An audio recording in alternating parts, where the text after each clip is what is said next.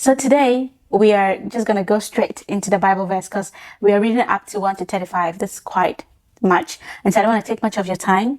So I just want to let you understand that what I want you to also pick from today's lesson is that we are eternal beings. Why are we eternal beings? Because the Bible confirms it that Jesus Christ, or God, is an eternal being. And who is God? He is he that he is. Like paraphrasing, I am that I am. Right? And so he says he made us in his image. God made us in his image. And so we are that we are. Meaning I am also that I am. Because I'm a spiritual being as God has created me to be. So I want us to always have this in mind that when we are making a decision, we should think about the eternal side of it. Okay? That where would this lead in eternity?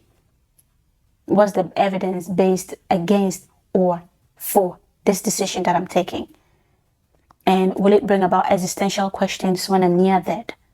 And these are the kind of questions that when you're about dying, or maybe when you fall sick so bad that you are thinking about to die and you start asking yourself questions, regretting certain decisions and blaming yourself or other people or wishing you hadn't done certain things, So I want to remind us that because we are eternal beings, it means even death cannot save us.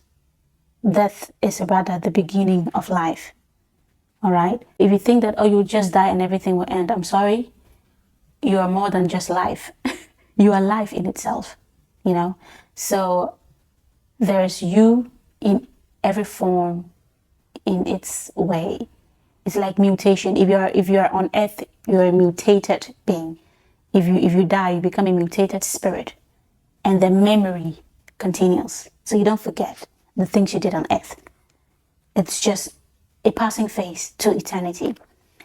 So whatever that we decide to do today, let's have eternity in mind, because the spirit never dies. Thank you so much for listening. And so let's go to Proverbs chapter 6 verses 1. Warning against folly, okay? My son, if thou be surety for thy friend, if thou hast stricken thy hand with a stranger, thou art snared with the words of thy mouth, thou art taken with the words of thy mouth. Do this now, my son, and deliver thyself. When thou art come into the hand of thy friend, go, humble thyself, and make sure thy friend. Give not sleep to thy eyes, nor slumber to thy eyelids. Deliver thyself as a roe from the hand of the hunter, and as a bird from the hand of the fowler. Go to the ant, thou sluggard, consider her ways, and be wise, which, having no guide, overseer, or ruler, provided her meat in the summer, and gathered her food in the harvest. How long wilt thou sleep, O sluggard? How long thou arise out of thy sleep? Yet a little sleep, a little slumber, and a little folding of the hands to sleep, so shall thy poverty come as one that travelleth, and thy want as an armed man. A naughty person, a wicked man, walketh with a froward heart. He winketh with his eyes, he speaketh with his feet, and teacheth with his fingers. Frowardness is in his heart, and he deviseth what? Mischief continually. He soweth discord. Therefore shall his calamity come suddenly. Suddenly shall he be broken without remedy. This rhymes when you think about it. Suddenly broken without remedy. These 6 things do the Lord hate. 7 are an abomination unto him. A proud look, a lying tongue, a hand that shed innocent blood, a heart that deviseth wicked imaginations, feet that be swift in running to mischief, a false witness that speaketh lies, and he that soweth discord among brethren. This is so good. Verse 20 says, My son, keep thy father's commandment, and forsake not the law of thy mother. Bind them continually upon thine heart, and tie them about thy neck. When thou goest, it shall lead thee. When thou sleepest, it shall keep thee. And when thou awakest, it shall talk with thee. For the commandment is a lamp, and the law is light. And reproofs of instruction are the way of life, to keep thee from the evil woman, from the flattery of the tongue of a strange woman. Lust not after her beauty in thine heart, neither let her take thee with her eyelids. For by means of a whorish woman a man is brought to a piece of bread, and the adulteress will hunt for the precious life. Can a man take fire in his bosom and his clothes not be burned?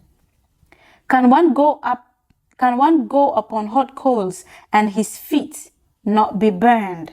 So he that goeth into his neighbor's wife, whosoever toucheth her shall not be innocent. Men do not despise a thief if he steals to satisfy his soul when he is hungry. But if he be found, he shall restore sevenfold. He shall give all the substance of his house. But whoso committed adultery with a woman lacketh understanding. He that doeth it destroyeth his own soul. A wound and dishonor shall he get, and his reproach shall not be wiped away. For jealousy is the rage of a man, therefore he shall not spare in the day of vengeance. He will not regard any ransom, neither will he rest content, though thou givest many gifts. Oh my goodness, this is so sweet. This is too much wisdom, too much common sense. Like Proverbs 6 is just... So Proverbs chapter 6 verses 20 going downward is warning against adultery. Like, men never really talk about adultery, do they? No, they don't. But this is sweeter than honey. You know, in the verse 5, he said that the strange woman lips is smoother than oil. You know, her words is smoother than oil. And this one, she says that, and verse 6 says that, for by means a whorish woman, a man is brought to a piece of bread. Wow. And the adulteress will hunt for the precious life. You will be brought to nothing, and even your life will be taken from you. The adulteress will hunt for your precious life, destroying everything you ever built with sweat and blood. So, you see, this is so great. But how many people really talk about this? You know, it's so great. I love this. And our memory verse is going to be taken from Proverbs chapter 6, verses 16 to 19. It says, these things do the Lord hate. Yeah, 7 are the abomination unto him. The 7th is the word abomination unto the Lord.